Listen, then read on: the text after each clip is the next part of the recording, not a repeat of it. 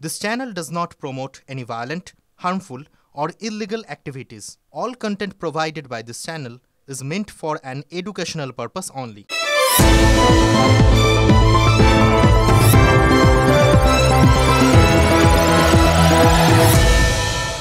পুজো এসে গেল, কিন্তু প্রতিবাদের আগুন এখনো নিভছে না। আজকেও মশাল মিছিল করলেন ডাক্তাররা। শহর কলকাতার যে ছবি, জেলায় জেলায় একই ছবি। দেখুন, পুজোর আগে আর মাত্র একটা রবিবার বাকি। তার ঠিক আগের রবিবারও রাজপথ দখল করে থাকলেন প্রতিবাদীরা।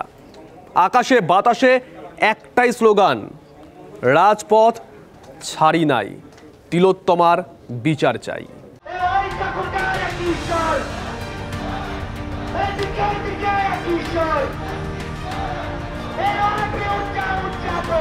আরজি করের ঘটনায় ক্ষোভের আগুন জ্বলছিলই, তাতে ঘি ঢেলেছে সাগর দত্ত হাসপাতালে হামলার ঘটনা।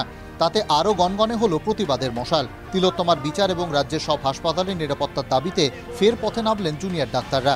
তাদের আহ্বানে পা মেলালো নাগরিক সমাজও।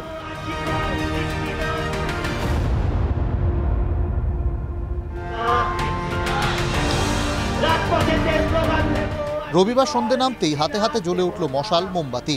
আরজি কর হাসপাতাল থেকে মিছিল শুরু করে শ্যামবাজার পৌঁছলেন জুনিয়র ডাক্তাররা।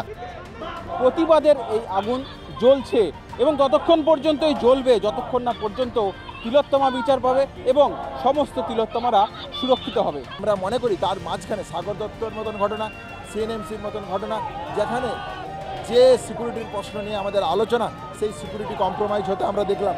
তাহলে সেই জায়গা থেকে আমরা মনে করি যে অতি দ্রুততার সাথে যদি এই ব্যবস্থা না করা হয়, তাহলে সুপ্রিম কোর্টের হিয়ারিংয়ের পর আমরা সুপ্রিম কোর্টের হিয়ারিংটা দেখে তারপর আমরা কমপ্লিট সিজওয়ারকে কর্মবিরতিতে যেতে পারি। হামলার প্রতিবাদে সাগর দত্ত হাসপাতালে কর্মবিরতি পালন করছেন জুনিয়র চিকিৎসকরা। তার মধ্যেই মশাল হাতে ডানলপ মোড় পর্যন্ত পদযাত্রা করলেন তাঁরা। ভিশিয়াস সাইকেলের মতো হয়ে গেছে। প্রথমে তিলোত্তমার ঘটনার যেটা ঘটেছিল সেটা নিরাপত্তার অভাবের কারণেই হয়েছিল।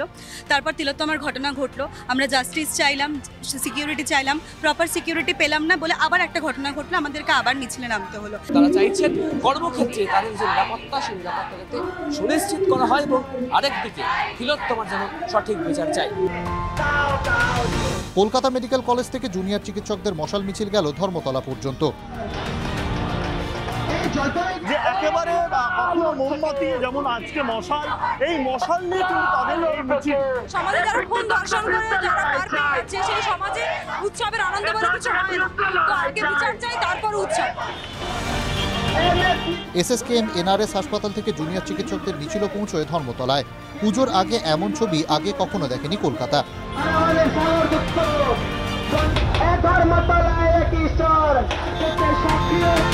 জুনিয়র চিকিৎসকদের ডাকে আরও একবার পা মেলালো বাঁকুড়া থেকে বারাসাত। পুজোর শপিং ভুলে গলা মেলালেন গান স্লোগানে। বাঁকুড়া সম্মেলনী মেডিকেল কলেজ হাসপাতালে জুনিয়র চিকিৎসকরা তারা রাস্তায় নামলেন। আজ তাদের যে অবস্থান মঞ্চ, বাঁকুড়া সম্মেলনী মেডিকেল কলেজ হাসপাতালের অবস্থান মঞ্চ থেকে তারা এই মুহূর্তে মিছিলে বেরিয়েছেন। তাদের যেটা দাবি যে প্রতিটি হাসপাতালে, এ রাজ্যের প্রতিটি হাসপাতালে চিকিৎসক, স্বাস্থ্যকর্মী তাদের উপযুক্ত নিরাপত্তা এবং সুরক্ষার ব্যবস্থা করতে হবে। তার পাশাপাশি গত 52 দিন ধরে তারা যে লড়াই আন্দোলন চালিয়ে যাচ্ছেন তিলোত্তমার বিচারের দাবিতে, সেই বিচার দ্রুততর করতে হবে। আমরা কাজ করতে চাইছি কিন্তু করে উঠতে পারছি না, সুরক্ষা নেই। সেজন্য আমরা আমাদের বিচারের দাবিতে, সাথে সুরক্ষার দাবিতে, প্লাস আমাদের যে 4 নম্বর 5 নম্বর দাবি ছিল, সবকিছু দাবি নিয়ে আমরা আজকের এই প্রতিবাদ মিছিলটা করছি। ডাক্তারদের আন্দোলনে বারবার পাশে থেকেছে কলেজ পড়ুয়া প্রাক্তনীরা। এদিন আবার ফিরে এলো সেই ছবি। আমরা উৎসবে ফিরছি না। আবহাওয়া যে খারাপ আবহাওয়া ছিল তা অতিক্রান্ত হয়েছে। আমরা এখনও রাস্তায় আছি এই দাবি নিয়ে যে দোষীদের যথাযথ শাস্তি হবে, এই আশা নিয়ে আছি। সোমবার দুপুরে সুপ্রিম কোর্টে তিলোত্তমা মামলা শুনানি। তার আগে এদিনের কর্মসূচি আরও একবার জানিয়ে দিল, বিচার না পাওয়া পর্যন্ত প্রতিবাদের রাস্তা থেকে এক চুলো সরবেন না তিলোত্তমার সহকর্মীরা। Bureau report, TV9 Bangla.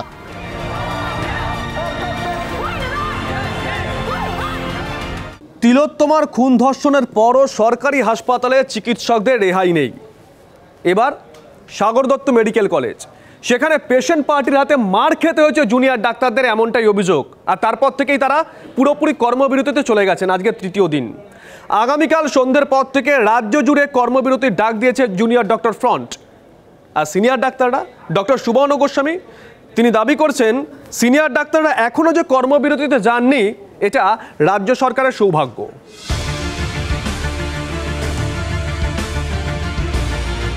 আরজি করের ছায়া দীর্ঘ হচ্ছে সাগর দত্ত হাসপাতালে। মহিলা ওয়ার্ডে ভাঙচুর, স্বাস্থ্যকর্মীদের মারধরের প্রতিবাদে শুক্রবার থেকে কর্মবিরতিতে ওই হাসপাতালের জুনিয়র ডাক্তাররা। শনিবার তাদের সঙ্গে যোগ দেন নার্সরাও। সিঁদুরে মেঘ দেখে শনিবারই ছুটে যান স্বাস্থ্য সচিব সহ প্রশাসনিক কর্তারা। জুনিয়র চিকিৎসকদের সঙ্গে বৈঠকে নিরাপত্তার আশ্বাস দেন তাঁরা।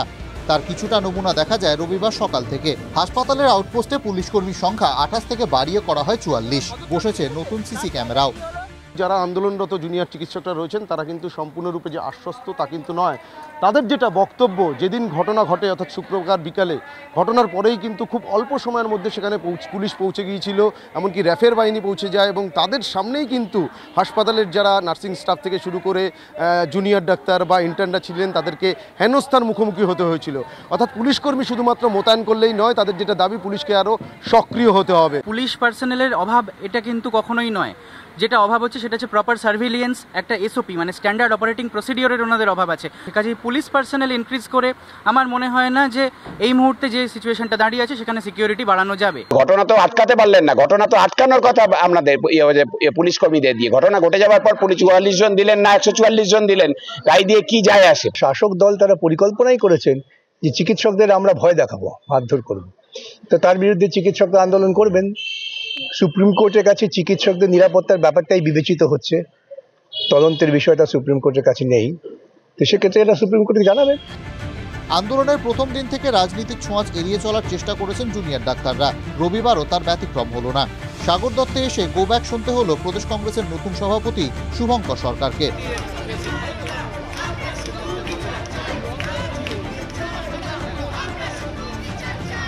সাগর দত্ত মেডিকেল কলেজ ও হাসপাতালে জুনিয়র চিকিৎসকদের যে অবস্থান মঞ্চ, আমার পেছনেই কিন্তু সেই অবস্থান মঞ্চ, স্লোগান শাউটিং চলছে। এবং কিছু সময় আগেই কংগ্রেসের একটি প্রতিনিধি দল, যে দলের নেতৃত্বে ছিলেন সদ্য দায়িত্বপ্রাপ্ত প্রদেশ সভাপতি শুভঙ্কর সরকার, তার নেতৃত্বে যখন প্রদেশ কংগ্রেসের যারা নেতৃত্ব তারা এসে পৌঁছন, এখান থেকে কিন্তু তাকে উদ্দেশ্য করে গো ব্যাক স্লোগান আমরা শুনতে পাই।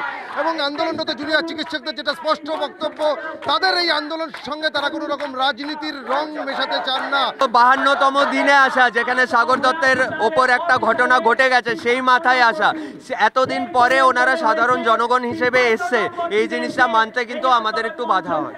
ওনারা বলেছেন যারা পতাকা নিয়ে আসবেন, যারা রাজনৈতিক কোনো ধান্দা নিয়ে আসবেন, ওনারা বুঝেছেন আমরা রাজনৈতিক ধান্দা নিয়ে আসিনি, তাই তাদেরকে অ্যালাউ করেছেন।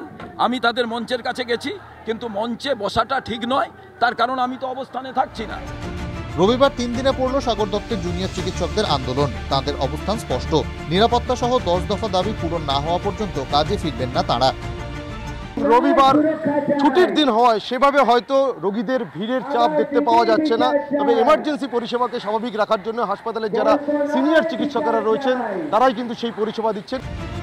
সাগর দত্তের ঘটনাকে সামনে রেখে মঙ্গলবার থেকে ফের পূর্ণ কর্মবিরতির ডাক দিয়েছে জুনিয়র ডক্টরস ফ্রন্ট। ফলে পুজোর মুখে আবারও চাপ বাড়তে চলেছে সিনিয়র চিকিৎসকদের ওপর। আমরা রাজ্য প্রশাসনের কাছে শেষ সময়টুকু দিতে চাইছি, তারা যেন আমাদের এই নমনীয়তাকে দুর্বলতা না ভাবে। সেই জায়গা থেকেই আমরা বলছি যে সোমবার সুপ্রিম কোর্টের হিয়ারিংয়ের পর এবং রাজ্য প্রশাসনের দিক থেকে যে জায়গা উঠে আসছে সেই দেখে আমরা সোমবার বিকেলের থেকে কর্মবিরতির ডাক দিয়ে রাখছি।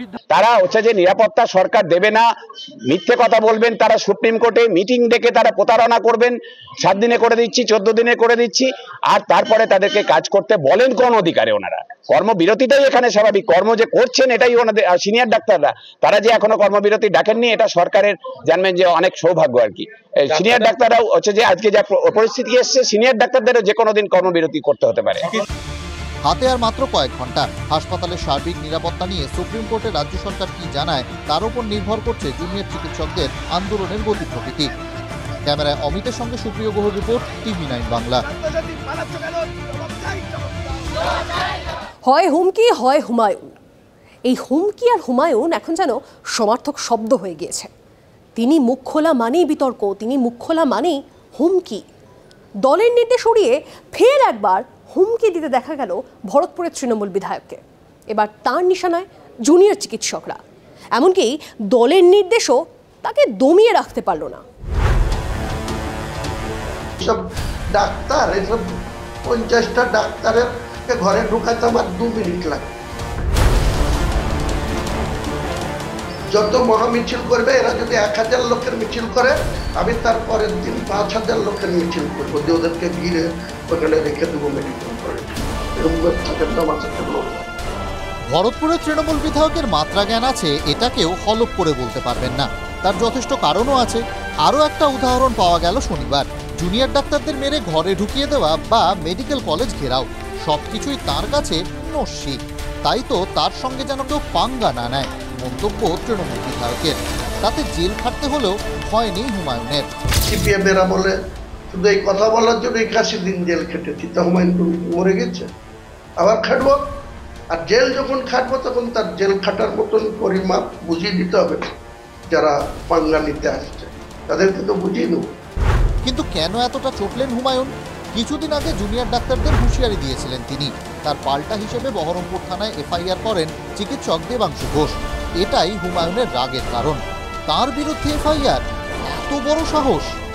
আমি হুমায়ুন কবির মুর্শিদাবাদে বসবাস করি, 62 বছর বয়স হয়েছে, 42 বছর রাজনৈতিক বয়স হয়েছে। এত বড় স্পর্ধা যে সে আমার বিরুদ্ধে বহরমপুর থানায় এফআইআর করে দেবেন, আমি নন্দনবন সেকশনে আসামি হব আর তাকে রসগোল্লা খাওয়াবো। যদিও হুমায়ুনের হুঙ্কারে ভয় পেতে রাজি নয় চিকিৎসক মহল। উল্টে তার মন্তব্যকে হাতিয়ার করে সোমবার সুপ্রিম কোর্টে নিজেদের নিরাপত্তার প্রশ্ন আরও জোরদার করতে চলেছেন চিকিৎসকরা। সুপ্রিম কোর্টের চিফ জাস্টিসকে, যারা আমাদের লয়ার আছেন, এই ইনস্ট্যান্সটা দেওয়া হবে এবং সেটা হুমায়ুন কবির যে মন্তব্য করেছেন এবং আমাদের ডেপুটেশনের পরিপ্রেক্ষিতে ডিএম এবং এসপি অফ মুর্শিদাবাদ কোনো স্টেপ নেননি, এটা কিন্তু সুপ্রিম হিয়ারিংয়ে আমরা তুলব। তীব্র প্রতিক্রিয়া তৈরি হয়েছে রাজনৈতিক মহলেও। এইসব লক্ষ্য কি করে উল্টো দিকে ঝুলিয়ে সোজা করতে হয় সেটা বিজেপি সরকার এলে করে দেখাবো। হুমায়ুন কবির বুঝতে পারছেন না, এরপরে হনুমান কবির বলবে লোকে। হনুমান কবির হয়ে বেঁচে থাকবেন। হুমায়ুন কবির নিজেকে কি মোগল সম্রাট হুমায়ুন ভাবছেন নাকি?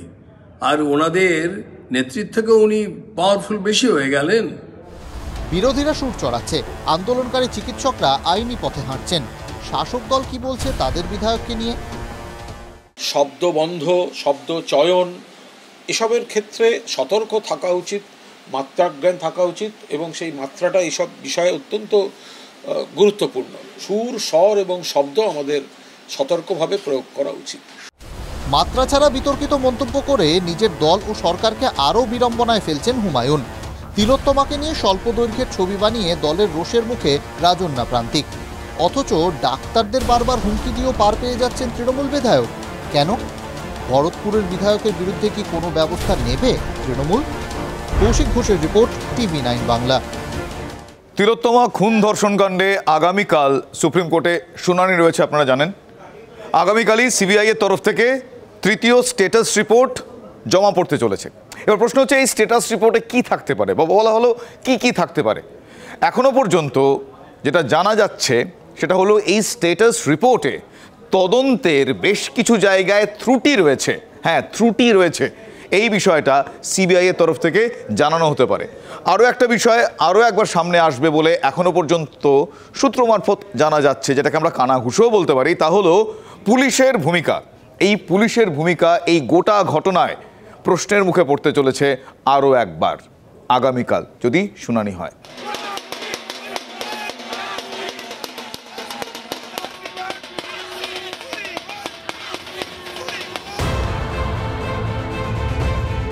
সতেরোই সেপ্টেম্বর দেশের শীর্ষ আদালতে উঠেছিল তিলোত্তমার ধর্ষণ খুনের মামলা। সিবিআই এর পেশ করা দ্বিতীয় স্ট্যাটাস রিপোর্ট দেখে প্রধান বিচারপতি DY চন্দ্রচূড় বলেছিলেন, সিবিআই যা জানিয়েছে তা খুবই উদ্বেগজনক। এরপর 25 তারিখ শিয়ালদা কোর্টে উঠেছিল সন্দীপ ঘোষ ও টালার প্রাক্তন ওসি অভিজিৎ মণ্ডলের জামিন মামলা। সেখানে শিয়ালদা আদালতের বিচারক বলেছিলেন, যে অভিযোগ সিবিআই করেছে তা মারাত্মক। প্রমাণ হলে সর্বোচ্চ সাজা অর্থাৎ মৃত্যুদণ্ড হতে পারে, যে সাজা একমাত্র বিরলের মধ্যে বিরলতম অপরাধের ক্ষেত্রেই দেওয়া হয়। আদালত মনে করছে এই অবস্থায় জামিন দিলে তা অবিচার হবে। সুপ্রিম কোর্ট ও শিয়ালদা আদালতের এই কড়া পর্যবেক্ষণের আবহে সোমবার আবার সুপ্রিম কোর্টে উঠবে তিলোত্তমার ধর্ষণ খুনের মামলা। সর্বোচ্চ আদালতে তৃতীয় স্ট্যাটাস রিপোর্ট জমা দিতে চলেছে সিবিআই। কি থাকবে রিপোর্টে? আরও মারাত্মক কোনো তথ্য? সূত্রের খবর, তৃতীয় স্ট্যাটাস রিপোর্টে সিবিআই তদন্তে একাধিক ত্রুটির কথা উল্লেখ করতে পারে। ফের অভিযোগ থাকতে পারে পুলিশের ভূমিকা নিয়ে। সন্দেহ তদন্ত বিপথে চালিত করতে পুলিশ নথি জালিয়াতি করেছে। সিবিআই জানাতে পারে একাধিক মোবাইল ফরেনসিক পরীক্ষার জন্য পাঠানো হয়েছে। ময়নাতদন্ত প্রক্রিয়ায় ত্রুটি ছিল কিনা তা তদন্ত করে দেখা হচ্ছে। সোমবার শীর্ষ আদালতে তাদের তৃতীয় স্ট্যাটাস রিপোর্টে সেই বৃহত্তর ষড়যন্ত্রের প্রসঙ্গ আরও জোরালোভাবে তারা উল্লেখ করতে চলেছে, এমনটাই সিবিআই সূত্রে জানা যাচ্ছে।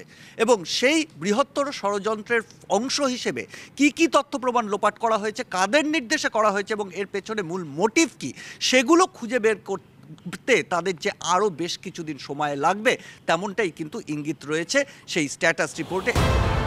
17 সেপ্টেম্বরের শুনানিতে প্রধান বিচারপতি তিলোত্তমার বাবার চিঠি গুরুত্ব দিয়ে পর্যালোচনা করতে বলেছিলেন সিবিআইকে। পরিবারের বয়ান, একাধিক চিকিৎসকের দেওয়া তথ্যও যে খতিয়ে দেখা হচ্ছে তাও আদালতকে জানাতে চলেছে সিবিআই।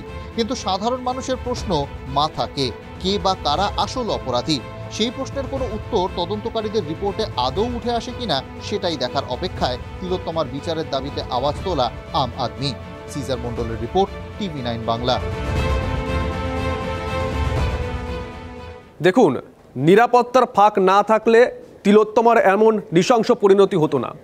আবার অনেকে একথাও বলছে, নিরাপত্তার দায়িত্বে যারা ছিলেন তারা যদি যথাযথ তাদের ভূমিকা পালন করতেন তাহলে সাগর দত্ত হাসপাতালে ডাক্তারদের মার খেতে হতো না। তিলোত্তমা কাণ্ডের পর থেকে নারী নিরাপত্তা নিয়ে চারিদিকে প্রচুর কথা হচ্ছে। বাংলার নারী শক্তি রাস্তায় নেমে এসেছে, মধ্যরাতে স্বাধীনতা উদযাপন করছে। কিন্তু বলুন তো, আমাদের এই রাজ্যে নারীরা কি সত্যি রাতে নিরাপদ? রাতের শহরে মেয়েরা কতটা সুরক্ষিত তা পরখ করতে রাস্তায় নামলেন খোদ একজন এসিপি। না, এ রাজ্যে নয়, আগ্রায়। সরকারি হাসপাতালে চিকিৎসককে ধর্ষণ করে খুন, তিলোত্তমা কাণ্ডে তোলপাড় গোটা রাজ্য। জেলায় জেলায় মহিলাদের ওপর আক্রমণ, নির্যাতন, আরজিকর করে দেওয়ার হুমকি ছড়াছড়ি, আন্দোলনকারীদের উদ্দেশ্যে শাসক নেতাদের হুমকি। সাগর দত্ত হাসপাতালে ফের আক্রান্ত চিকিৎসক নার্সরা। কোথায় সেটা হাসপাতালে কোথায়? রাত দখল হয়েছে, কিন্তু রাতের শহরে মেয়েদের সুরক্ষা কি সুনিশ্চিত হয়েছে? রাতে মহিলাদের নিরাপত্তা দিতে পুলিশই বা কেমন তৎপর? জানতে মাঝরাতে রাস্তায় নেমেছিলেন এসিপি নিজের ডিপার্টমেন্টের পরীক্ষা নিতে, তবে কলকাতায় নয়, আগ্রায়। 2024-এ national crime record bureau report বলছে অপরাধের তালিকায় উত্তরপ্রদেশ শীর্ষে, সেই রাজ্যে আগ্রার এসিপি সুকন্যা শর্মা। সম্প্রতি পর্যটক সেজে সাধারণ মহিলার মতোই রাতের শহরে মহিলাদের নিরাপত্তা খতিয়ে দেখতে রাস্তায় নামেন তিনি। পরীক্ষার শুরুতে আগ্রা ক্যান্টনমেন্ট রেল স্টেশন চত্বরকে বেছে নেন এসিপি। ফাঁকা রাস্তায় দাঁড়িয়ে 112 নম্বরে ফোন করেন পুলিশ কন্ট্রোল রুমে। পুলিশকে তিনি বলেন, আমি একজন পর্যটক, রাস্তায় একা দাঁড়িয়ে রয়েছি, কোনো গাড়ি অটো পাচ্ছি না, আমার খুব ভয় করছে। তৎক্ষণাৎ আগ্রা পুলিশের কন্ট্রোল রুম এসিপিকে বলে, আপনি ঠিক কোন জায়গায় দাঁড়িয়ে রয়েছেন আমাকে জানান, চিন্তা করবেন না, আমাদের টিম আপনার সঙ্গে যোগাযোগ করবে। কিছুক্ষণের মধ্যেই আগ্রার এসিপি সুকন্যা শর্মাকে ফোন করে বলা হয়, আমরা রাতে টহলরত পুলিশ দল থেকে বলছি, চিন্তা করবেন না, যেখানে রয়েছেন সেখানেই দাঁড়িয়ে থাকুন, নিরাপদ জায়গায় পৌঁছে দিতে আমরা আপনার কাছে যাচ্ছি। এরপর নিজের পরিচয় দেন আগ্রার এসিপি সুকন্যা শর্মা। একই সঙ্গে তিনি এটাও জানান, রাতের শহরে মহিলা কিংবা অন্য কেউ বিপদে পড়লে পুলিশ কি করে সেটাই পরীক্ষা করে দেখছিলেন। এসিপির পরীক্ষা লেটার মার্কস পেয়ে পাস আগ্রা পুলিশ। তবে এখানেই শেষ নয়, এরপরে এসিপি সুকন্যা শর্মা পরিচয় গোপন রেখে একটি অটোয় ওঠেন। অটো চালককে বলেন, এই শহরে রাতে মহিলাদের নিরাপত্তা কেমন, কোনো অসুবিধা হয়? উত্তর অটো চালক জানান, পুলিশ মাঝে মধ্যেই রাতে তল্লাশি করে, সব নথিপত্র খতিয়ে দেখে। নির্দিষ্ট গন্তব্যে পৌঁছে নিজের পরিচয় দেন এসিপি সুকন্যা শর্মা। এহেন উদ্যোগে আগ্রার আইপিএস আধিকারিক প্রশংসা কুড়িয়েছেন। আর বাংলায় তিলোত্তমা কাণ্ডের পর মাসখানেক ধরে নারী নিরাপত্তা নিয়ে হাজারো প্রশ্ন উঠছে। আমজনতা থেকে আদালতে প্রশ্নের মুখে পড়ছে পুলিশের ভূমিকাও। ক্রাইম রেকর্ড ব্যুরোর রিপোর্ট অনুযায়ী দেশে মহিলাদের জন্য নিরাপত্তম শহর কলকাতা। স্ট্রিট, কাটুয়া, কামদুনি, তিলোত্তমা, তাতেও শেষ হচ্ছে না। রাজ্যটা কি এই অপরাধীদের সেফ হেভেন বলে সবাই বুঝে গেছেন? ক্যালকাটা সেফেস্ট সিটি হিসেবে ঘোষিত হয়েছে, তারা কি করে হলো? এই সরকার যে সমস্ত ঘটনাবলী তুলে ধরেছে তার উপরে ভিত্তি করে এনসিআরবি রিপোর্ট তৈরি হয়। এনসিআরবি তো নিজে তদন্ত করে তালিকা তৈরি করে না। তর্ক রয়েছে, রাত দখল রয়েছে, কিন্তু বাস্তবে হামলার পর নিরাপত্তার অভাবে কর্মবিরতিতে সাগর দত্ত মেডিকেল কলেজের জুনিয়র চিকিৎসকরা। তারা বলছেন, আগ্রাতে যেটা হচ্ছে সেটা খুবই ভালো, কিন্তু কলকাতাতেও যাতে এটা হয় সেটাই আমরা চাইব।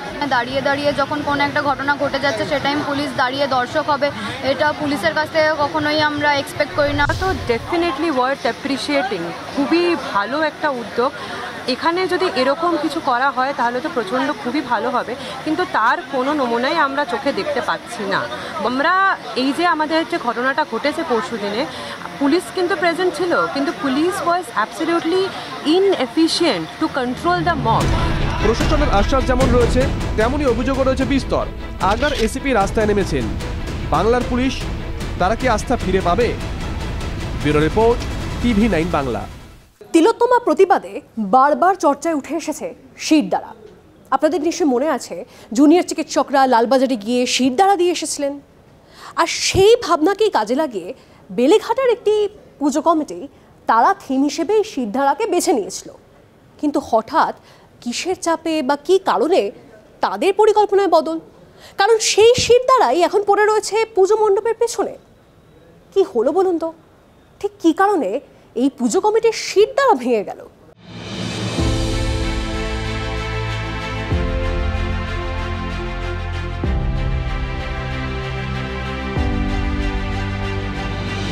আরজি করের ঘটনার প্রতিবাদে বারবার ঘুরে ফিরে এসেছে শিরদাঁড়া প্রসঙ্গ। মানে চাপের কাছে মাথা নত নয়, অন্যায়ের বিরুদ্ধে আপোষ নয়। সেই চাপের কাছে কি ভাঙল পুজোর শিরদাঁড়া? যে কোনো ঘাত প্রতিঘাত থেকে নিঃশব্দে পেছন থেকে পরিবারকে আগলে রাখেন। পরিবারের শিরদাঁড়া হিসেবে সোজা হয়ে দাঁড়িয়ে থাকেন বাবা। সেই ভাবনাই এবার বেলেঘাটা গান্ধীমাঠ ফ্রেন্ড সার্কেলের পুজোর থিম। বাবারা তো একটা স্পাইনাল সংসারে, তো বাবাদের ভরসা নির্ভর সব কিছুর মূলে কিন্তু বাবারাই, কিন্তু তারা ফ্রন্টে থাকেন, ব্যাকেই থাকে। থিমের ভাবনা হিসেবেই তৈরি হয়েছিল বিশাল এক শিরদাঁড়া। ঠিক ছিল মণ্ডপে জায়গা পাবে প্রতীকী মেরুদণ্ড। আরজি কর আন্দোলনে শিরদাঁড়া নিয়ে লালবাজার পৌঁছে গিয়েছিলেন চিকিৎসকরা, তাই পুজোর থিমে শিরদাঁড়ার ব্যবহার নিয়ে বিস্তর আলোচনা হচ্ছিল। কিন্তু হঠাৎ করেই বেলেঘাটার পুজোর থিমে কাটছাট, মণ্ডপ থেকে শিরদাঁড়া বাদ। প্রায় অলমোস্ট ইনস্টলেশনটা করে ফেলতামই আর কি, কোনো একটা কারণে আমরা সেই ইনস্টলেশনটা করিনি। কী করেছি, ওইটাকে নষ্ট করে দিয়ে অন্য ফেতে চলে গেছি, কাজটাকে নিয়ে অন্যরকমভাবে ভাবতে শুরু করেছি। কেন থিমে বদল? কোনো রকম চাপ? পুজো কমিটির সঙ্গে কিন্তু শাসক দলের একটা নিবিড় যোগাযোগ রয়েছে, মাথায় বসে রয়েছেন শাসক দলের যারা শীর্ষ নেতা, তাদের বেশ কয়েকজন মাথায় বসে রয়েছে। সেই প্রতিবাদ যাতে কোনোভাবে এই পুজোর সঙ্গে আঁচ না পড়ে, সেই কারণে কি সরিয়ে ফেললেন এই রকম একটি থিমের একটা অংশ বিশেষ হিসেবে তৈরি করা মেরুদণ্ড? কোনো দিক থেকেই কোনো চাপ না প্রশাসন, না কোনো দিক থেকেই কোনো চাপের ব্যাপার নেই। আজকে এটা ঘটনাটা ঘটেছে 9ই আগস্ট, বাট আমাদের ভাবনা তো ফেব্রুয়ারি মাস থেকে আমাদের ভাবনা এটা, সেটা অ্যাকচুয়ালি আমাদের এখানে দেখানো হয়েছিল যে বাবাদের যে শিরদাঁড়াটা সোজা, কিন্তু কিছু বিতর্কর কারণে আমরা ওটাকে আর ইনস্টল করিনি। আমরা ওই কেন বিতর্কের মধ্যে আর যেতে চাই না, আমরা ওটাকে যার জন্য সরিয়ে আমরা মণ্ডপের এতে রেখে দিই, প্যাক ক্যাশে রেখে দিচ্ছি, ওটাকে আমরা ইনস্টল করবো। বিতর্ক এড়াতেই সিদ্ধান্ত, না অন্য কিছু? ক্যামেরার সামনে মুখ খুলতে না চাইলেও বেলেঘাটাবাসীদের একাংশ বলছেন পুজোর উদ্যোক্তারা মেরুদণ্ড সোজা রাখতে পারলেন না। অদৃশ্য চাপের কারণে কি নিজেদের শিরদাঁড়া সোজা রাখতে পারলেন না, যে কারণে থিমের মধ্যে থেকে এই শিরদাঁড়া, প্রতিটি শিরদাঁড়াটিকে সরিয়ে ফেলা হলো? উঠছে প্রশ্ন। এবং মাখন পাত্রের সঙ্গে সুজয় পাল, TV9 বাংলা, কলকাতা। রাজ্যে যে দলের ভিত মজবুত সেই দল নন্দীগ্রামে খোঁড়াচ্ছে। নিশ্চয়ই মনে আছে আপনাদের, নন্দীগ্রামে লোকসভা নির্বাচনের প্রচারে গিয়ে রাজ্যের মুখ্যমন্ত্রী মমতা বন্দ্যোপাধ্যায় স্বয়ং রাজনৈতিক বদলের ডাক দিয়েছিলেন, কিন্তু তারপরও নন্দীগ্রামে তৃণমূল লোকসভা নির্বাচনে পিছিয়েই ছিল। আর এবার সমবায় ভোট, সেখানে দাপট দেখালো গেরুয়া শিবির, তৃণমূল ধরাশায়ী। অনেকেই বলছেন যে শুভেন্দু ম্যাজিকের সঙ্গে বোধহয় রাজ্যের শাসক দল নন্দীগ্রামে অন্তত এটে উঠতে পারছে না। 21-এর বিধানসভা ভোট, এক বালতি দুধে এক ফোঁটা চোনা। তৃণমূলের বিপুল জয়েও নন্দীগ্রামে হার মুখ্যমন্ত্রী মমতা বন্দ্যোপাধ্যায়ের। আদালতে যায় তৃণমূল, বারবার কাটা ঘায়ে নুনের ছিটে দিয়েছেন বিরোধী দলনেতা শুভেন্দু অধিকারী। জয়ের ব্যবধান 1956 লেখা টি শার্ট পরে ঘুরেছেন, বিদ্রুপাত্মক মন্তব্যও ছুড়েছেন। আমি ওনাকে এখানে 1956 ভোটে হারিয়ে দিয়েছি। ওনাকে প্রাক্তন আমি করব, শুধু কম্পার্টমেন্টাল নয়, প্রাক্তন মুখ্যমন্ত্রী করব। লোকসভা ভোটের প্রচারে গিয়েই নন্দীগ্রামে বদলার ডাক দিয়েছিলেন মুখ্যমন্ত্রী। ইলেকশন হয়ে যাওয়ার পরেও লোডশেডিং করে দিয়ে রেজাল্ট পাল্টে দিয়েছিল। আমি আজ নাও কাল এর বদলা তো নেবই, কিভাবে নেব, কেমন করে নেব, সেটা আগামী দিন পথ দেখাবে। কিন্তু রাজনৈতিক বদলা নিতেই পারেনি তৃণমূল। লোকসভার নিরিখে নন্দীগ্রাম বিধানসভায় ৮,০০০ ভোটে পিছিয়ে তৃণমূল। 1956 ভোটে পিসিকে হারিয়েছিলাম, এবারে ৮,২০০ লিড হয়েছে। 26% মুসলমান ভোট আছে এবং 99% মুসলমান ভোট দিয়েছে তৃণমূল। তারপরেও আমি ৮,২০০ ভোট লিড করেছি, আমার লিড বাড়িয়েছে। এবার সমবায় নির্বাচনেও পর্যদস্ত তৃণমূল।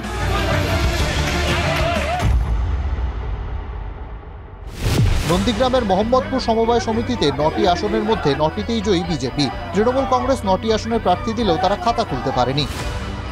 ওখানে এখনো পর্যন্ত 11টা সমবায় সমিতির ভোট হয়েছে, 8টাতে বিজেপি জিতেছে। আজকেও মোহাম্মদপুরে ওদের গোহারা হারিয়েছি আমরা, 250 করে বেশি ভোটে হেরেছে। আমরা নমিনেশনের দিন প্রতিজ্ঞা করেছিলাম যে আমরা এখানে বিরোধী শূন্য করব, কারণ এই মাটি আমাদের বিজেপির শক্ত মাটি। এখানে ওই টিএমসি দুর্নীতিবাজ টিএমসিদের এখানে কোনো জায়গা নেই। জুনেও নন্দীগ্রামের সমবায় নির্বাচনে বিজেপির জয় জয়কার হয়েছে। হরিপুরে প্রিয়ানগরী সমবায় উন্নয়ন সমিতি লিমিটেডের 12টি আসনে পরিচালন সমিতির নির্বাচন ছিল। তৃণমূল সব আসনে প্রার্থী দিতে পারেনি, ফল ছিল বিজেপির পক্ষে 11-1। এবার মোহাম্মদপুরেও একই ছবি। অধিকারীগড়ে ঘাসফুল ফোটানো কি ক্রমেই কঠিন হয়ে যাচ্ছে তৃণমূলের পক্ষে? কনিষ্ক মাইতির রিপোর্ট, TV9 বাংলা। নন্দীগ্রাম, যে নন্দীগ্রাম ঐতিহাসিক নাম হয়ে আছে, সেই নন্দীগ্রামে শাসক দল কিন্তু জমি ফিরে পায়নি। What about Birbhum? বীরভূমের ক্ষেত্রে কি হবে? বীরভূমকে তো কেষ্টভূমও বলা হয়। অনুব্রত মণ্ডল তিনি জেল থেকে ফিরে আসার পর সেই বীরভূমের জমি কেষ্টবাবু ফিরে পাবেন? সেই দাপট, সেই হুঙ্কার কোথায়? এখনো পর্যন্ত কিন্তু সেই কেষ্ট উবাচও শুনতে পাওয়া যায়নি, বরং তার বদলে দেখতে পাওয়া গিয়েছে বারবার অভিমানী কেষ্ট। কখনো কখনো তার চোখের জল পড়ছে। ফলে এবার কি হবে বীরভূমে? তিনি কলকাতায় আসছেন। কলকাতায় এসে তৃণমূল সুপ্রিমো মমতা বন্দ্যোপাধ্যায়ের সঙ্গে তিনি কি দেখা করবেন? কথা হবে? কথা হলে কোন কোন বিষয় উঠে আসবে? এসব দিকে আমাদের প্রত্যেকেরই নজর রয়েছে। আসুন একটু দেখি বিস্তারিত। 2 বছরের অপেক্ষা। তিহার জেল থেকে গত মঙ্গলবার জেলায় ফিরেছেন অনুব্রত। গত মঙ্গলবার বাড়ির পার্টি অফিসে বসে কেঁদে ফেলেছিলেন কেষ্ট।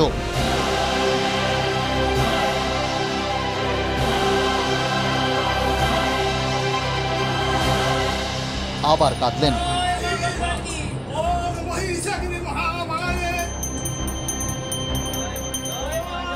এবার শক্তিপীঠে। শিব ভক্ত 2 বছর আগে বাড়ির ঠাকুর ঘর থেকেই বীরভূমের তৃণমূল সভাপতিকে গ্রেফতার করেছিল ইডি। রবিবার মেয়ে সুকন্যাকে নিয়ে কোপাই নদীর তীরে কঙ্কালীতলা মন্দিরে পৌঁছন অনুব্রত মণ্ডল। প্রার্থনা করার সময় সেখানেই কেঁদে ফেলেন কেষ্ট।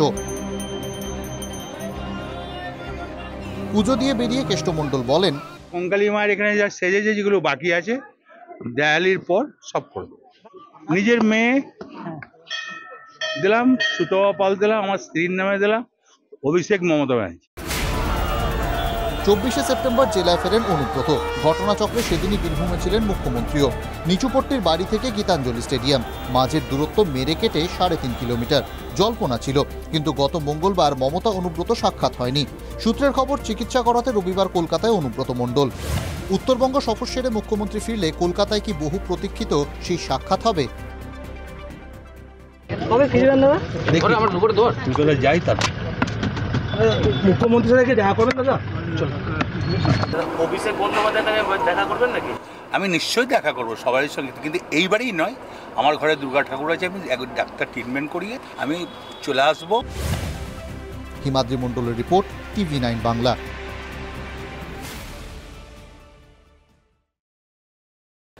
আরজিকর কাণ্ড, বন্যা পরিস্থিতি, এত কিছু চারিদিকে ঘটে চলেছে, কিন্তু ভাঙড় যেন ভাঙড়ই আছে, জানেন তো? সেখানে সেই আরাবুল শওকত দ্বন্দ্ব, এই দ্বন্দ্ব যেন তৃণমূলের মধ্যেই কোথাও একটা ওই ভাঙা গড়ার খেলা তৈরি করেছে। এই কাজিয়া আরও বাড়িয়ে দিয়েছে অন্তর্ঘাত বোমা। দলের মধ্যেই কেউ কেউ অন্তর্ঘাত করছে, এমনই অভিযোগ তুলে ভাঙড়ের উত্তপ্ত রাজনৈতিক মাটি সেটাকে আরও তাতিয়ে দিলেন তৃণমূল কংগ্রেসের নবনির্বাচিত সাংসদ সায়নী ঘোষ। গদ্দার হটাও। আচ্ছা, এই ধরনের স্লোগান কি তৃণমূলের ফাটলটা আরও চওড়া করবে? অনেকে কিন্তু এই প্রশ্ন তুলতে শুরু করে দিয়েছেন। গদ্দার হটাও, ভাঙড় বাঁচাও। গদ্দার হটাও, ভাঙড় বাঁচাও। সামনে কোনো নির্বাচন নেই, কে বলবে দক্ষিণ 24 পরগনার ভাঙড় আছে ভাঙড়ে। কাজিয়ার স্রোত বয়ে চলেছে। গত কয়েকদিন ধরে ভাঙড়ের শওকত ও আরাবুল গোষ্ঠী প্রকাশ্যে কাজিয়ায় জড়িয়ে পড়ে। আরাবুলের ছায়াসঙ্গী লালবাবু মোল্লার অফিস ও বাড়িতে হামলা। শনিবার পাচুরিয়া এলাকায় আরাবুল অনুগামীদের মারধরের অভিযোগে নতুন করে ভাঙড়ে মাথাচাড়া দিয়েছে গোষ্ঠীদ্বন্দ্ব। তৃণমূলের মাথা ব্যথা ভাঙড়ে এবার অন্তর্ঘাত তত্ত্ব। রবিবার 5 বিধায়ক ও 1 সাংসদ নিয়ে ভাঙড়ের বিজয়গঞ্জ বাজারে কর্মী সভা করেন শওকত মোল্লা। সেখানেই বক্তব্য রাখতে গিয়ে আরাবুলের নাম না করে আক্রমণ সায়নী ঘোষের। নির্বাচনের সময় দলের পিঠে ছুরি মেরেছে, তাদেরকে শনাক্ত করুন। পরে তো পরে আইএসএফ পরে, বিজেপি পরে, সিপিএম পরে, আগে তৃণমূলের মধ্যে যারা করেছে তাদেরকে শনাক্ত করুন। নিজের দলের ভেতরে যে গদ্দারগুলোকে আছে তাদেরকে শনাক্ত করতে হবে, তাদেরকে ছুঁড়ে ফেলতে হবে। আরাবুল গোষ্ঠীকে কার্যত হুঁশিয়ারি দিয়ে শওকত মোল্লার পাশে দাঁড়ালেন সায়নী। শওকত মোল্লার সামনে বলেছে যে দাদা তোমার সাথে আছি, তুমি এগিয়ে চলে যাওয়ার পরে বলেছে কে শওকত মোল্লা চিনি না, আমি এখানকার বড় নেতা, তাদেরকে শনাক্ত করুন, তাদেরকে আগে বার করুন। ভাঙড়ের গদ্দারকে চেনাতে মির্জাফরের প্রসঙ্গ টেনে আনেন শওকত। গদ্দার হটাও, সাউথ 24 পরগনা বাঁচাও। যারা দলের নাম বিক্রি করে যারা পিছন থেকে গদ্দারি করে তারা তো গদ্দারি। মির্জাফরের নাম তো আজকেও কেউ বাংলা থেকে ভুলে যায়নি। জামিনে মুক্তির পর ভাঙড়ের মাটিতে দাঁড়িয়েই সরাসরি শওকত মোল্লাকে হারমাদ বলে কটাক্ষ করেন আরাবুল ইসলাম। ভাঙড়ের পরিস্থিতির জন্য শওকতকেই দায়ী করেন আরাবুল। ভাঙড়ের মাটিতে এক হারমাদ। গত পরশু থেকে শওকত মোল্লা নিজে যে আরাবুলের যেসব ছেলেরা আছে তাদের হাত ভেঙে দাও, পা ভেঙে দাও, তাদের গুড়িয়ে দাও। শুধু ভাঙড়ই নয়, গোষ্ঠীদ্বন্দ্বে জেরবার দক্ষিণ 24 পরগনার পাথর প্রতিমা। ওই ব্লকের জি প্লটের অঞ্চল ও বুথ সভাপতিকে দল থেকে সাসপেন্ড করার পরই সংঘর্ষে জড়িয়ে পড়ে তৃণমূলের দুই গোষ্ঠী। সাসপেন্ডেড অঞ্চল সভাপতি নূর ইসলাম ও বুথ সভাপতি দীপঙ্কর প্রধানের দলবলের বিরুদ্ধে বর্তমান কনভেনর কার্তিক মাইতি সহ কয়েকজনকে মারধরের অভিযোগ ওঠে। আক্রান্ত কার্তিক মাইতি সহ বেশ কয়েকজন। আক্রান্ত তৃণমূল নেতা গোবর্ধনপুর থানায় নূর ইসলাম সহ 10 জনের বিরুদ্ধে অভিযোগ দায়ের করেন। ধরপাকড়ও হয়। পাল্টা নূর ইসলামের নেতৃত্বে তৃণমূলের পতাকা নিয়ে বর্তমান বিধায়ক সমীর জানার বিরুদ্ধে মিছিল করেন কয়েকশো অনুগামী। নূর ইসলামের অভিযোগ, কার্তিক মাইতি ব্লক নেতৃত্বকে ভুল বুঝিয়ে সাসপেন্ড করিয়েছেন। পাথর প্রতিমার বিধায়ক সমীর জানার দাবি, ওই নেতার বিরুদ্ধে একাধিক দুর্নীতির অভিযোগ ওঠে। সেই অভিযোগের ভিত্তিতে সাসপেন্ডের সিদ্ধান্ত নেওয়া হয়েছে। Bureau report, TV9 Bangla. এবার বন্যা পরিস্থিতির দিকে নজর রাখা যাক। দক্ষিণবঙ্গের পর এবার উত্তরবঙ্গেও বিপর্যয়ের আশঙ্কা। আপনাকে জানিয়ে রাখি, ইতিমধ্যেই নেপালের যে বন্যা পরিস্থিতি তা উদ্বেগে ফেলেছে এই বাংলাকেও। পুজোর আগেই বানভাসী পরিস্থিতি হতে পারে এই বাংলার, এমনটাই জানা যাচ্ছে। বিশেষ করে মালদা, মুর্শিদাবাদের পরিস্থিতি খারাপ হতে চলেছে, এমনটাই আশঙ্কা করা হচ্ছে। তার মধ্যে আপনাদেরকে জানিয়ে রাখি, কোশি গণ্ডকের ছাড়া জলে ইতিমধ্যেই বানভাসী পরিস্থিতি বিহারের, এবং পুজোর আগেই তাই আশঙ্কা করা হচ্ছে যে এই বাংলারও পরিস্থিতি খারাপ হতে পারে। এর মধ্যেই উদ্বিগ্ন মুখ্যমন্ত্রী মমতা বন্দ্যোপাধ্যায়, তিনি পৌঁছে গিয়েছেন উত্তরবঙ্গে।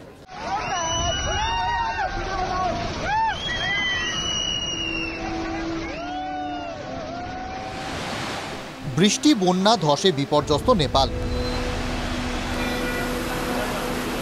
মৃতের সংখ্যা 100 পার, বহু বাসিন্দাই নিখোঁজ। এবার বিপদে বিহার, বাংলাও। নেপালের বন্যার জল নেমে আসছে ভারতে। গণ্ডক, কোশি, বাগমতি, মেচি, মহানন্দা, ফুলহারের জলে পুজোর মুখে ভয়াবহ বিপদে মালদা, মুর্শিদাবাদ। বেড়ে চলেছে গঙ্গার জলস্তরও।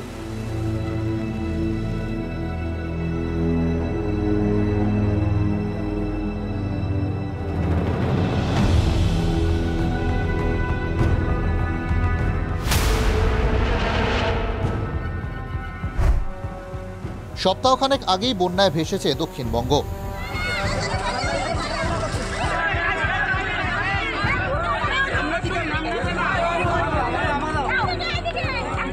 প্রকৃতির রোষে এবার উত্তরের পালা।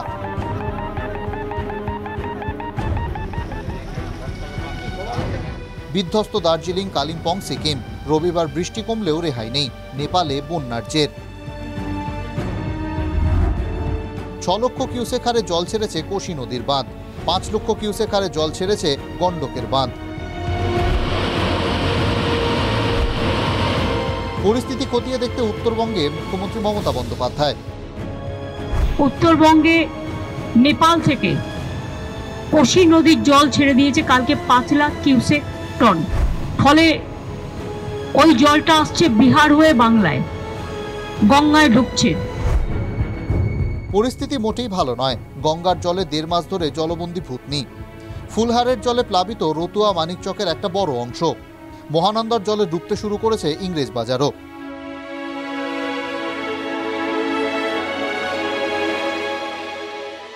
ঘরের মধ্যেই জল, সেটাও আবার একদিন দুদিন নয়, টানা 15 দিন ধরে এই জলবন্দী অবস্থাতেই রয়েছেন হাজার হাজার পরিবার। গঙ্গা, ফুলহার এবং মহানন্দা এই 3 নদীর দাপটে ক্রমশই বন্যা পরিস্থিতির অবনতি হচ্ছে মালদা জেলা জুড়েই। মাঝেই মালদা শহরেরই অন্তত 5 থেকে 6টি ওয়ার্ডকে একরকম জলবন্দী করে ফেলেছে। আর সেখানেই হাজার হাজার পরিবার সম্পূর্ণভাবে জলবন্দী, বহু একতলা বাড়ি সম্পূর্ণভাবেই জলের নিচে। সবথেকে বড় বিষয়, এই সমস্ত পরিবার এখনো পর্যন্ত অন্য কোথাও ঠাঁই হয়নি। বাচ্চা কাচ্চা নিয়ে আমরা জলে আছি, অনেক জল বেড়েছে, ঘর দর এখন পাচ্ছি না। তো আমরা ঘরে জল, হ্যাঁ ঘরে অনেক জল, ঘরে অনেক জল আছে, জিনিসপাতি সব ভেসে গেছে। ঘরে জল আছে, হ্যাঁ আমরা জলের জন্য আমরা কিন্তু যাওয়া আসা করতে পারছি না। জলের মধ্যেই থাকি, হ্যাঁ জলের মধ্যেই থাকছি, ঠিক আছে। কিন্তু এখন জিনিসপত্র আমাদের সব আছে, ঘরের মধ্যেই আছে, জলের মধ্যেই ভাসছে। রান্না করতে পারছি না, জল আছে, ছোট বাচ্চা সাপ ঢুকে থাকছে বালিশের তলে, খুবই অবস্থা আমাদের খারাপ। জন্য আমাদেরকে তো কেউ এখন প্যান্ডেলের জন্য আমাদেরকে কেউ থাকতেও দিবে না। আর এখন আমরা রাস্তার মধ্যে আমরা থাকবোও না। কেন? আমরা এখন 2-1 দিনের জন্য আমরা যাব, আবার বলবে তোমরা উঠো উঠো উঠো প্যান্ডেল করবে, তো ওই জন্য আমাদেরকে তাড়িয়ে দিবে। ফারাক্কা ব্যারেজে জল ছাড়ার পরিমাণ আরও বাড়তে পারে, ডুবতে পারে মুর্শিদাবাদের গঙ্গার দুপার। পরিস্থিতির কথা মাথায় রেখে মাইকে প্রচার শামশেরগঞ্জ থানার পুলিশের। জনসাধারণের উদ্দেশ্য জানা যাচ্ছে যে নদীর তীরবর্তী এলাকায় যারা বসবাস করছেন তারা নিরাপদ দূরত্বে আশ্রয় গ্রহণ করুন। নিরাপদে থাকতে বলা হয়েছে। ফারাক্কার জল ছাড়াকে কেন্দ্র করেও কেন্দ্রকে নিশানা মুখ্যমন্ত্রীর। কেন্দ্রীয় সরকার যেটা তাদের দায়িত্ব ছিল ফ্লাড কন্ট্রোল, চিরকাল ফারাক্কা ব্যারেজ সেন্ট্রাল গভর্নমেন্টের আন্ডারে। আগে ওরা 120 কিলোমিটার দেখভাল করত, এখন সেটা কমিয়ে 20 কিলোমিটারে এসে গেছে। কিছুই করে না, পুরো উত্তরবঙ্গ ভাসছে। মুখ্যমন্ত্রী কি জানেন না যে বর্ষা হলে, অতিরিক্ত বর্ষা হলে কি কি হয় এবং তার কি পরিণতি কি করতে হয়? উনি যখন বিরোধী ছিলেন তখন তো লম্পঝম্প করে কেন্দ্রকে বলতেন যে রাজ্য সরকারকে কোনো রকম ত্রাণ দিও না, কেন বন্যাটা ম্যানমেড। তো বন্যাটা যদি সিপিআই আমলে ম্যানমেড হয়ে থাকে তো এই আমলে কি ওমেন-মেড? পুজো আসছে, প্রস্তুতি চলছে জোর কদমে। ঠিক তখনই ভেসে যাওয়ার ভয়ে কাঁটা বাংলার একটা অংশ। উৎসবে ফিরে আসা সহজ নয় যেখানে।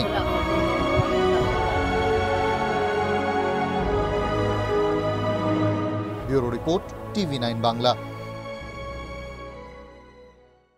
এই মোবাইল ফোন ঘাঁটতে ঘাঁটতে একটা ছবি দেখছিলাম, পুরনো ছবি, কিছু গল্প, যা গল্প হলেও সত্যি, যে কোন কোন ক্ষেত্রে রাজনীতি এসেছে, কিভাবে এসেছে। পুজো আর হাতে গোনা কয়েকদিন বাকি, তো সেটাই দেখছিলাম যে এর আগে বেশ কিছু মানুষ তারা এই মুহূর্তে বানভাসী, তারা চাইছেন মাথা গোজার একটু ঠাঁই, সাময়িক ঠাঁই বটে। তারা চাইছেন যে যদি এই মুহূর্তে কিছু ত্রাণ পাওয়া যায়। কিন্তু দেখতে গিয়ে দেখলাম এই ত্রাণ নিয়েও আগের মতো বারবার রাজনীতি আসছে। ত্রাণের ত্রিপল নিয়ে রাজনীতি আসছে, শুধু রাজনীতি নয়, সেখানে মারামারি হচ্ছে, রীতিমতো রক্তারক্তি। হ্যাঁ, আপনারা ভাববেন যে আবার নতুন কি? সত্যি এ তো নতুন কিছু নয়। TV9 বাংলায় তো আপনাদের দেখিয়েছিল, সেই মনে আছে সন্দেশখালীতে শেখ শাহজাহানের গ্যারেজের সেই ছাউনি, আমার সহকর্মী ছবি দেখিয়েছিলেন আপনাদের, সেখানে এই ত্রাণের ত্রিপলের ছবি দেখতে পাওয়া গিয়েছিল। ফলে এ তো নতুন নয়, তাই আরও একবার সেই ছবি দেখতে পাওয়া গেল। বুধবার মহালয়া, পাড়ায় পাড়ায় পুজোর প্রস্তুতি তুঙ্গে। তবে বাংলা সর্বত্র এই ছবি নয়। বানভাসী এলাকায় এক মুঠো চাল, মাথা গোজার ত্রিপলের জন্য হন্যে হয়ে ঘুরছেন বন্যা দুর্গতরা। ত্রাণ নিয়ে ক্ষোভ বিক্ষোভ চলছে। তার মধ্যেই পূর্ব মেদিনীপুরের পাঁশকুড়ায় ত্রাণের ত্রিপল নিয়ে তৃণমূল বিজেপি সংঘর্ষ, রক্তারক্তি কাণ্ড। রাজনীতির রং দেখে ত্রাণ দেওয়া হচ্ছে বলে অভিযোগ। বিজেপির অভিযোগ, সরকারি ত্রাণ বন্টনে তৃণমূল দলবাজি করছে। তৃণমূলের বুথ সভাপতির বাড়ি থেকে ত্রিপলও উদ্ধার হয়েছে বলে অভিযোগ। ত্রিপল অবৈধভাবে মজুত করার অভিযোগে তৃণমূলের উপপ্রধান ও তৃণমূল বুথ সভাপতির ওপর হামলা চলে। ত্রিপল নিয়ে দুপক্ষ সংঘর্ষে জড়িয়ে পড়ে। উপপ্রধানের নেতৃত্বে, মুগলেশ্বরের নেতৃত্বে 80 থেকে 90খানা ত্রিপল নিয়ে গিয়ে আমাদেরই পঞ্চায়েত মেম্বার সুশান্ত ভাইয়ের বুথে তাকে কিছু না জানিয়ে সরকারি মাল, সরকারি ত্রিপল ওনারা বিতরণ করছে কাকে? যাদের ঘর পড়েনি। ত্রিপল মজুতের অভিযোগ অস্বীকার করে বিজেপির বিরুদ্ধে হামলার অভিযোগ তৃণমূল উপপ্রধানের। বন্যা কবলিত এলাকা আছে, তাদেরকে কিছু ত্রাণ সামগ্রী নিয়ে গিয়েছিলাম। হঠাৎ করে বিজেপির মেম্বার সুশান্ত মাইতি কিছু লোকজন নিয়ে ত্রাণকে লুট করার চেষ্টা করছিল। বাধা দিতে গিয়ে আমার উপর আক্রমণ করে। পাল্টা হামলার অভিযোগে সরব বিজেপি। এই উপপ্রধানের নেতৃত্বে অর্থাৎ মুগলেশ্বরের নেতৃত্বে আমাদের সুশান্ত ভাই সহ একজন মহিলা কার্যকর্তাকে প্রচণ্ডভাবে হেনস্থা করে মারধর করে। শুধু পাঁশকুড়াই নয়, হুগলির খানাকুলেও ত্রাণ বিলি নিয়ে শাসক দলের বিরুদ্ধে পক্ষপাতিত্বের অভিযোগ। খানাকুলের পলাশপাই পঞ্চায়েতের মোস্তাফাপুরে তৃণমূল পঞ্চায়েত সদস্যের সঙ্গে এক মহিলার বচসা। ত্রিপল না পেয়ে ক্ষোভ জানান ওই মহিলা। একটা পরিবারকে ত্রিপল দেবো, উনি আসেইনি আমাদের কাছে। স্লিপটা না দিলে কি করে আসবেন? আপনাকে তো স্লিপটা দিতে হবে। কাগজই দেয়নি, স্লিপই দেয়নি। সবাই পেয়েছে? হ্যাঁ, সবাই পেয়েছে। একতলা বাড়ি আমার ডুবে গেছিল, ছোট বাচ্চাকে নিয়েছিলাম একতলা বাড়ি। 250টার মাস্টার রোল আপনারা যদি এক্ষুনি বলেন, এক্ষুনি দেখিয়ে দেবো কোন কোন লোকগুলো পেয়েছে। 250টার বাইরে আমরা দিতে পারি না, একদিনে 250 লোককে দিয়েছি। ত্রাণের ত্রিপল নিয়ে রাজনীতির অভিযোগ এর আগে উঠেছে। সন্দেশখালীর শাসক দলের নেতা শাহজাহানের গ্যারেজের ছাউনিতে দেখা গিয়েছিল সরকারি ত্রাণের ত্রিপল। প্রাসাদোপম বাড়িজার তার গ্যারেজে কি করে ত্রিপলের ছাউনি, এ নিয়ে বিস্তর জল ঘোলা হয়। আমফানের সময় রাজ্যের বিভিন্ন প্রান্তে সরকারের বিলি করা ত্রিপল চুরির অভিযোগ ওঠে। এবার সেই একই অভিযোগে বিদ্ধ শাসক দল। বিরোধীরা অবশ্য বলছেন ত্রাণ রাজনীতি বাংলার চেনা ছবি। Bureau report, TV9 Bangla. একটা দুটো দিন নয়, বুঝলেন, 12টা দিন, 12 ডেজ পশ্চিম মেদিনীপুরের ডেবরার মানুষজন তারা জলের তলায় রয়েছেন। আমরা হয়তো অনেক সময় আমাদের অবস্থান থেকে সেই মানুষগুলোর এই বিড়ম্বনা বুঝতে পারি না, কখনো কখনো হয়তো বোঝার চেষ্টাও করি না। কিন্তু আমার সহকর্মী, আমাদের প্রতিনিধি সেখানে পৌঁছে যাওয়ার পর সেখানকার মানুষজন যারা ভুক্তভোগী, পরিস্থিতির শিকার, তারা কি বলছেন সেটা শুনলে যারা নেতা তাদের কি একটু হলেও লজ্জা হবে, এই প্রশ্নটা রাখতে বাধ্য হচ্ছে। রাস্তার উপর দিয়ে যাচ্ছি, এই যে কোলার ভেলায় দাঁড়িয়ে রয়েছি, আর ঠিক এভাবেই ডেবরা ব্লকের খাজুরি বন্যা কবলিত এলাকায় সাধারণ মানুষকে যাতায়াত করতে হচ্ছে। আমার সহকর্মীদের দেখাতে বলবো যে কিভাবে মহিলারা যাতায়াত করছেন। ঠিক এইভাবেই এক কোমর জল পেরিয়ে প্রতিদিন প্রতিনিয়ত তাদের যাতায়াত করতে হচ্ছে। কংসাবতী নদীর বাঁধ ভেঙে ডেবরার বিস্তীর্ণ এলাকা প্লাবিত। আমরা এখন দাঁড়িয়ে রয়েছি খাজুরি এলাকায়। এই খাজুরির চতুর্দিকে জলমগ্ন, পুরো গ্রামটা একরকম জলবন্দী হয়ে রয়েছে। হ্যাঁ, 12-14খানা গ্রাম এরকম জলের নিচে রয়েছে এখন। চতুর্দিকে জল, যাতায়াতের একমাত্র রাস্তা কোলার ভেলা, নতুবা এক কোমর জল ঠেলে। বন্যা আজ প্রায় 12 দিন, বৃষ্টি থেমে গেছে, কিন্তু তারপরেও এই এলাকার জল কমেনি। আর এখানে শুধু রাজনীতি বলছে, তোমরা বিজেপি করো, ও করো, তোমাদেরকে দেওয়া যাবে না। আর এখানে বিপদের দিনে বিজেপি, তৃণমূলের এসব পার্টি কি আছে? অঞ্চল থেকে মানে সরকারিভাবে আমাদের একটা সূচক পর্যন্ত আসে না। ভোটের সময় এই এলাকায় দেখা মিললেও এই বন্যার সময় কিন্তু সাধারণ যে রাজনৈতিক নেতারা, তাদের কিন্তু কোনো দেখা সাক্ষাৎ নেই। তাই রাজনৈতিক নেতাদের উপর ক্ষোভ বাড়ছে এলাকার মানুষের। ভোটের এলাকার পরে তখন ভোট দিতে হবে, ভোট দিতে হবে। কিন্তু এখন কি দিচ্ছে আমাদেরকে? এই বিপদে যদি না কেউ পাশে রইলো, তাহলে কি দাম রইলো? তাহলে কিসের সরকার? একটা পাশে কেউ একটা মানুষ নাই, না আছে তৃণমূল, না আছে বিজেপি, কেউ নাই। এই ভোটের সময় আসবে, তখন ভোট দিতে হবে, এই জায়গাটায় ভোটটা দিতে হবে। কিন্তু তখন আর কি, এখন আর কোনো দাদা বসাই নাই। আর তখন খালি পায়ে চলে আসতেছে ভোট লার বেলা, এখন জুতা পরেও আসেনি মানুষ। ঠিক আছে, বন্যার জেরে আম আদমির মাথায় হাত। সামনেই পুজো, তার মধ্যেই বাজার, সবজির বাজারে আগুন। দেখুন, রোজকার সংসার সামলাতে গিয়ে কাটছাট করতে হচ্ছে পুজোর বাজারেও। আচ্ছা, এই যে সবজির এত চড়া দাম, এটার নেপথ্যের কারণ কি শুধুমাত্রই বন্যা, নাকি কোথাও গিয়ে ফোরেরাও দায়ী? আজ দিনভর TV9 বাংলা এই খবর দেখানোর পর এবার গিয়ে টনক নড়েছে টাস্ক ফোর্সের। আগামীকাল তাদের বাজার পরিদর্শনের কথা রয়েছে। কি মনে হয়, কাজ হবে? বন্যায় ডুবেছে বাঁকুড়া, পূর্ব বর্ধমান, হাওড়া, হুগলি, পশ্চিম মেদিনীপুর। বন্যায় ভেসেছে মাঠঘাট, চাষির ফসল। তার প্রভাব টের পাচ্ছেন গোটা বাংলার মানুষ। পুজোর মুখে আগুন বাজার। সবজির এত দাম, হিসেব কষে বাজার সারতে হচ্ছে বাঙালিকে। কলকাতার মানিকতলা বাজারে দুই ক্রেতা তো বলেই ফেললেন, ডবল দাম হয়েছে ডিউ টু ফ্লাডের জন্য, প্লাস ট্রাক আসতে দিতে পারছে না। যেগুলো মনে করুন যেটা পেঁয়াজ মনে করুন হাফ কিলো বা লাগবে সেটা কম করে নিয়ে যাচ্ছি, 100, 150, 200, 250 মতো নিয়ে যাচ্ছি। আলুও খুব প্রচণ্ড দাম, এই সময় আলু এত দাম থাকে না। খেতে তো হবে, খেতে তো কম করে নিচ্ছি। এই যে বেগুন আধা কিলো করে নিয়ে এখন 1-2 করে দিচ্ছি কাজ চালানোর জন্য। কী করবো? একই ছবি বাঁকুড়া বা মালদার বাজারেও। শাক নিয়েছি, করলা নিয়েছি, হ্যাঁ 60 টাকা কিলো করলা। হ্যাঁ খুবই তো কষ্ট, মধ্যবিত্ত নিচু তলার মানুষ বেঁচে থাকা মুশকিল হয়ে গেছে যা অবস্থা। মানুষ খাবে কি সেটা চিন্তা করতে হবে। আর সরষের তেল তো আকাশ ছোঁয়া। কেন বাজার আগুন? পরপর নিম্নচাপের বৃষ্টিতে দক্ষিণবঙ্গ জুড়ে সবজির ক্ষতি। বন্যা কবলিত জেলায় সবজির ব্যাপক ক্ষয়ক্ষতি। বহু জায়গায় সবজি পচে নষ্ট হয়েছে। চাহিদার তুলনায় যোগান কমে যাওয়ায় দাম ঊর্ধ্বমুখী। বন্যা সুযোগে সক্রিয় এক শ্রেণীর ফোরে। ফলে বন্যার প্রভাব না পড়া সত্ত্বেও বেশ কিছু আনাজের অগ্নিমূল্য। বাজারে বাজারে টাস্কফোর্সের হানা নেই বললেই চলে। বন্যার ফলে ধান উৎপাদন কমলে বাড়বে চালের দামও। চাষের খরচা বেড়ে যাচ্ছে, তো মাল গাছ নষ্ট হয়ে যাচ্ছে। ফুলকপি, বাঁধাকপি যেগুলো লাগিয়েছিল সব নষ্ট হয়ে গেছে, তো আবার নতুন করে লাগাতে হচ্ছে, সেই জন্য দামটা চাপা হচ্ছে। তো সবজির দাম এত বেড়েছে, আমরা যে মানে আমাদের সাধারণ ঘরে খুব অসুবিধা কেনাকাটা। আর যারা এইটা একটু সরকার থেকে যদি দেখে একটু ভালো হয়। সরকার কি সত্যি আমজনতার কথা ভাবছে? জুন মাসে মুখ্যমন্ত্রী বলেছিলেন আলুর দাম কমাতে হবে, ডেডলাইন দিয়েছিলেন। কাল থেকে রেগুলার মনিটরিং হবে, কোন দিন কি হচ্ছে। আর আমি বলে দিয়েছি আগামী 10 ডেজের মধ্যে কন্ট্রোল করতে হবে। We have to control it. কিন্তু এখনো আলুর দাম কেজি প্রতি 30 টাকার উপরেই। TV9 বাংলা দিনভর খবর সম্প্রচারের পর খানিকটা কাজ হয়েছে। সোমবার মানিকতলা বাগমারি বাজার পরিদর্শনে যাবে টাস্কফোর্স। দাম কি কমবে? প্রশ্ন লাখ টাকার। Bureau report, TV9 Bangla.